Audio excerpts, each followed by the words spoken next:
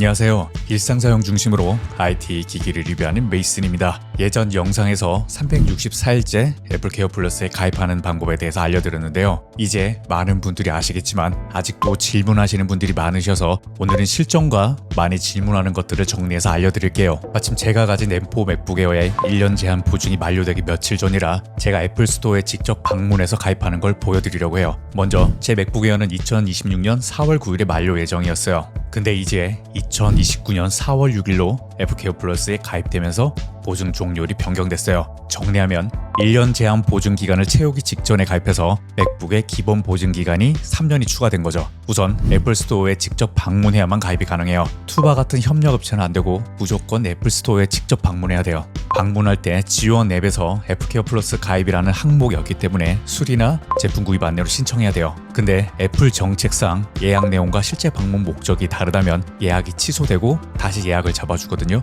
여유가 있을 때 바로 전환을 해주지만 사람이 붐빌 때는 기다리셔야 되니까 여유 있게 기다리신다고 생각하시면 돼요. 아니면 예약 시간보다 빨리 가시면 돼요. 도착해서 기기 예외 보증 가입하려고 왔다고 하면 돼요. 예외 가입 데이터가 얘가 확인하는 게 의미가 없어.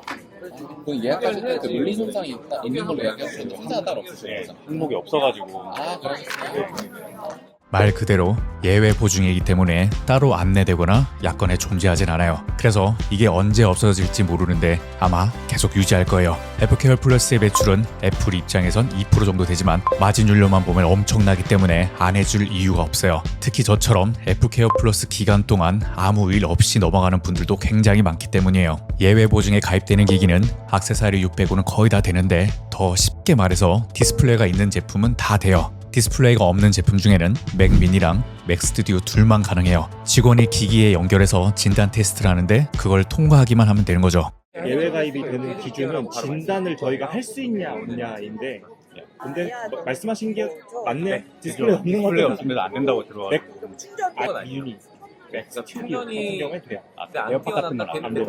액세서리들은 일단 다 안 제 된다고. 생각에는 6시간 외관 손상의 경우 스크래치나 찍힘이 있어도 가입이 되긴 해요. 근데 이 부분은 정확한 지침이 있는 게 아니라 어떤 직원이냐에 따라서 제한을 하기도 한다고 해요. 예전 저의 아이폰의 경우 스크래치도 많고 찍힘도 있었는데 그땐 예외 보증 가입을 대부분 모를 때라 받아준 것 같아요. 이제는 좀 꼼꼼하게 하긴 하는 것 같아요. 확실한 건 기능 자체에 영향을 주지 않는 선에선 가능할 거예요.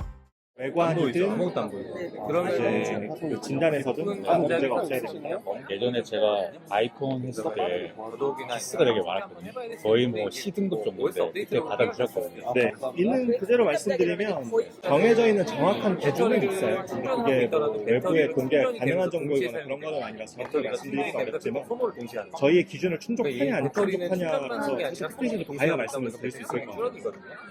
그러다 근데 보니까 저전력 어쨌든 설계가 되는 이 맥북 에어 같은 경우는 60일 이내에 구입하시는 것보다는 조금 힘들 수는 있죠. 네. 디스플레이가 몇 시간 이런 식으로 하면 제한 보증 기간에 사용하다가 애플케어 플러스를 가입할 수 있는 거죠. 예전 영상 댓글 중에 어차피 보험 들 거 처음부터 마음 편하게 들면 되는데 웬 호들갑이라고 말하시는 분들도 꽤 있던데 이건 개인의 선택이에요. 우발적으로 떨어뜨리거나 고장을 내지 않는다면 1년 제한 보증 기간에 무상으로 수리를 해줘요. 1년이란 시간은 아주 길어요. 자기가 평소에 기기를 사용할 때 잘 떨어뜨리거나 고장이 난 적이 있었다면 미리 가입을 하시면 되고 그렇지 않으면 이런 식이 유리한 거죠. 이건 선택의 문제니까 뭐가 맞다 아니다 문제가 아닌 걸 다시 한번 알려드릴게요. 그리고 예외 보증은 한국에서 구매한 제품만 가능하기 때문에 직구나 해외에서 구매하신 분들은 해당되지 않아요.